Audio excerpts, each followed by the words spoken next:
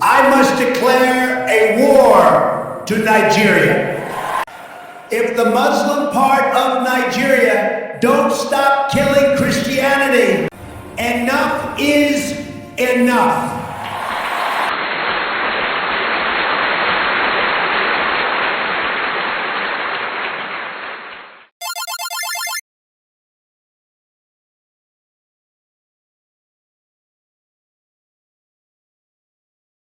My fellow Americans and all those watching around the world, tonight I speak not as a politician, but as a human being, a father, a son, a believer in the dignity of every life. What we have seen reported from parts of Nigeria over recent months shakes the conscience of the civilized world.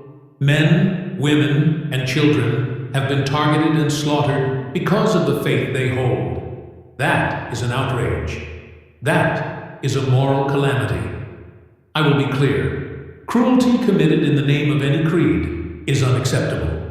Violence against Christians is an atrocity, and violence against Muslims, Jews, or anyone else is equally an attack on humanity. We cannot pick and choose our compassion. Justice must be blind, and protection must be for every innocent life. This is not a moment for cheap rhetoric or empty gestures. It is a moment for facts, investigation, and decisive, lawful action. I have directed our diplomats and our international partners to demand full transparency. We will call for independent investigations, immediate access for humanitarian agencies, and unfettered reporting by journalists and monitors so the truth may be known and the guilty held to account. America stands with victims, not to inflame, but to help. We will expand humanitarian aid to survivors, support safe corridors for the displaced, and work with trusted international organizations to protect places of worship and vulnerable communities. We will raise our voice in every forum, the United Nations, the African Union, and with allies around the world, to ensure that perpetrators cannot hide behind borders or bureaucracy. And make no mistake, words without consequences are empty. If governments or officials are complicit, negligent, or unwilling to protect their people, we will respond with firmness by withholding aid, imposing targeted sanctions on those responsible, and using diplomatic and economic pressure to prompt change. We will employ every lawful instrument in our toolbox to defend religious freedom and human rights everywhere. But let us also be wise.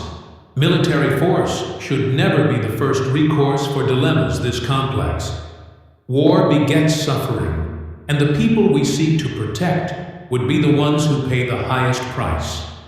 Our goal must be to prevent further bloodshed, not to widen the circle of pain. The United States will continue to consult our allies in Congress, and any action must be guided by international law, rigorous intelligence, and clear objectives, protecting civilians and restoring stability. To the families who have lost loved ones, I am sorry. No official statement can mend a broken heart, but please know your pain is not unnoticed. To the brave aid workers and journalists on the ground, we will support your work and demand safe passage so you can report and help without fear.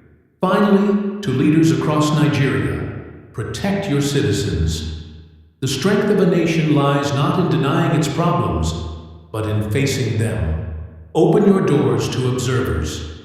Work with neighbors and with the international community.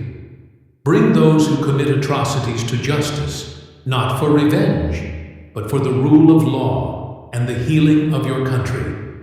Let us stand together for the sanctity of life, for religious freedom, and for the conviction that no one should live in fear because of the faith they hold. History will remember those who stood on the right side of justice. May God bless the innocent. May He comfort the grieving, and may He guide us to act with both courage and wisdom.